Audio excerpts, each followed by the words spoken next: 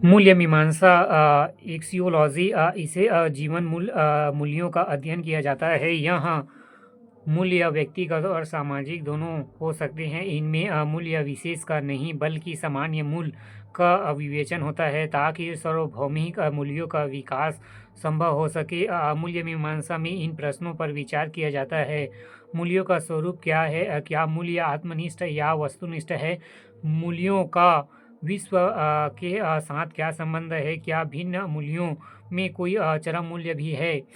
मूल्य शास्त्र का अद्भुत प्रभाव एवं नीति शास्त्र, समाज दर्शन या राजनीतिक दर्शन सहित सभी सामाजिक विज्ञानों पर स्पष्ट दिखाई पड़ता है। इसके अध्ययन के अंतर्गत इन विषयों का प्रयोग किया जाता है। हालांकि मूल्य मीमांसा की प्रचलित विमाओं में शामिल है नीति शास्त्र एवं सौंदर्य शास्त्र एवं शिक्षा दर्शन एवं समाज दर्शन एवं राजनीति दर्शन, अर्थ दर्शन, नीति शास्त्र, एथिक्स। इसमें मानवीय नैतिक चेतना का अध्ययन किया जाता है। उसमें उचित, अनुचित, नैतिक, अनैतिक, शुभ, अशुभ आदि का विवेचन किया जाता है। एथिक्स शब्द लैटिन शब्द हिथी होप से बना है जिसका अर्थ है चरित्र।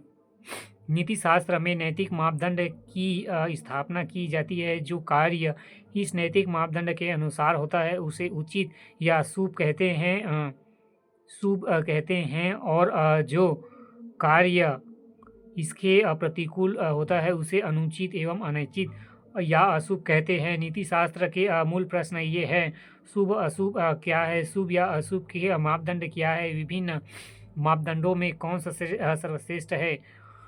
मानव जीवन का चरम लक्ष्य क्या है? नैतिक निर्माण आत्मनिष्ठ या वस्तुनिष्ठ है? मनुष्य के अधिकार और कर्तव्य क्या है? व्यक्ति को कर्तव्य करने की योग्यता और स्वतंत्रता है कि नहीं? व्यक्ति और समाज के कर्तव्यों में क्या संबंध है? इत्यादि प्रश्नों का जवाब नीति शास्त्र में खोजा जाता है।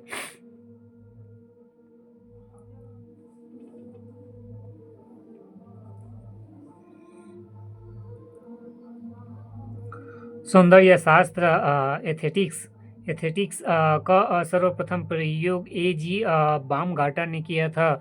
सौंदर्य शास्त्र के अंतर्गत मानव के आंतरिक विचारों और भावों की सुंदरता का अध्ययन किया जाता है। यह अध्ययन मानव की पवित्रता को सामने लाता है। सौंदर्य अनुभूति प्रत्येक व्यक्ति के किसी न किसी रूप में होती है। किसी को कोई वस्तु सुंदर लगती है तो किसी को कृत्रिम सौंदर्य भूत का विश्लेषण करके सुंदर असुंदर का निर्माण करना सौंदर्य शास्त्र का लक्ष्य है। इनमें इन प्रश्नों पर विचार किया जाता है: सौंदर्य क्या है? सौंदर्य के क्या लक्षण है? सौंदर्य संबंधित निर्माण हमारी रुचि पर निर्भर है। वस्तुओं के गुण पर सौंदर्य अनुभूति का सत्यम एवं शिवम के साथ कैसा संबंध है? समाज दर्शन एवं सोशल फिलोसॉफी।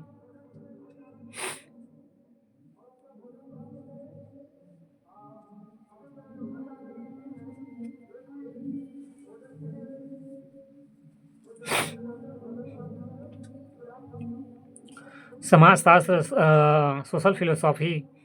समाजशास्त्र के अंतर्गत समाज के विभिन्न पक्षों अर्थात संरचना, मूल्य, आदर्श, संस्थाएं इत्यादि दार्शनिक विधि से अध्ययन किया जाता है। इन संस्थाओं से संबंधित प्रश्न का उत्तर खोजना समाज दर्शन का लक्ष्य है। समाज दर्शन में इन प्रश्नों पर विचार किया जाता है: विभिन्न सामाजिक संस्थाओं का गठन किस आदर्श पर होता है